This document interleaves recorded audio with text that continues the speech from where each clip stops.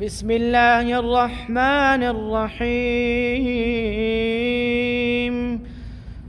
قد أفلح المؤمنون الذين هم في صلاتهم خاشعون والذين هم عن اللغو معرضون والذين هم للزكاة فاعلون والذين هم لفروجهم حافظون إلا على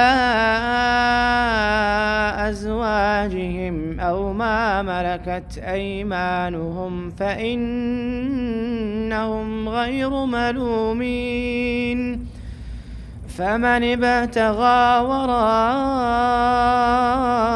ذلك فأولئك هم العادون والذين هم لأماناتهم وعهدهم راعون والذين هم على صلواتهم يحافظون. أولئك هم الوارثون